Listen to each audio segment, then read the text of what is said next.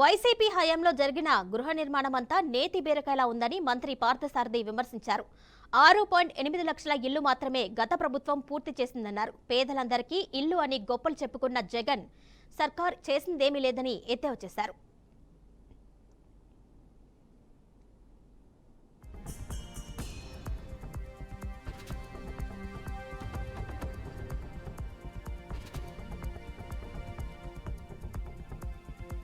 నేతి బీరకాయ వైఎస్ఆర్ కాంగ్రెస్ ప్రభుత్వంలో నేతి బీరకాయ సామెత గుర్తొచ్చే విధంగా ఈ హౌసింగ్ ప్రోగ్రామ్ జరిగిందని చెప్పేసి మీ అందరికీ తెలియజేస్తా ఉన్నాను.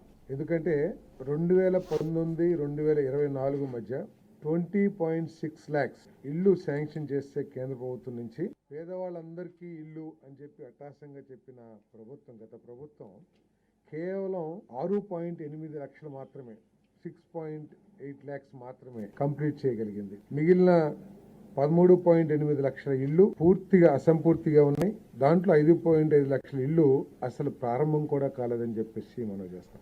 లేకపోతే చాలా గొప్పగా చెప్తూ ఉండేవాళ్ళు గత ప్రభుత్వం, అందరూ కూడా మీ అందరికి తెలిసిందే, పేదల ప్రభుత్వం, ఎస్సీ ఎస్టీ బీసీల ప్రభుత్వం అని చెప్పిన గత ప్రభుత్వం గృహ నిర్మాణంలో మాత్రం ఈ పేద వర్గాలందరికీ కూడా అన్యాయం చేసిందని చెప్పేసి మనం చేస్తా ఉన్నాను. నేను ఏ విధంగా అంటే తెలుగుదేశం ప్రభుత్వం హయాంలో అంటే 2014-2019 మధ్యలో 2,50,000 యూనిట్ కాస్ట్ గా ఉన్న గృహం యూనిట్ కాస్ట్ గా ఉంటే ఈ ప్రభుత్వం వచ్చిన తర్వాత, వైసీపీ ప్రభుత్వం వచ్చిన తర్వాత ఆ యూనిట్ కాస్ట్ ని మొత్తం 1.8 lakhs కి తగ్గించేసింది.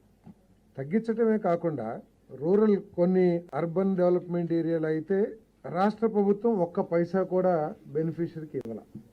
మున్సిపల్ పరిధిలో మాత్రం 10,000 మాత్రం ఇచ్చారు, 30,000 మాత్రం ఇచ్చారు. 2014-19 మధ్యలో చంద్రబాబు నాయుడు గారు ముఖ్యమంత్రిగా ఉన్నప్పుడు ₹1,00,000 రాష్ట్ర ప్రభుత్వ వాటాగా ఈ స్కీమ్ని నిర్వహించారని చెప్పేసి ఈ సందర్భంగా తెలియజేస్తా ఉన్నాను. టీడీపీ హయాంలో కొన్ని ఏదైతే ₹1,00,000 ఇచ్చారో ఎస్సీ ఎస్టీస్కి అదనంగా కూడా ఇవ్వటం జరిగిందని చెప్పేసి మనం చేస్తాం. ఇది స్టేట్ కంట్రిబ్యూషన్.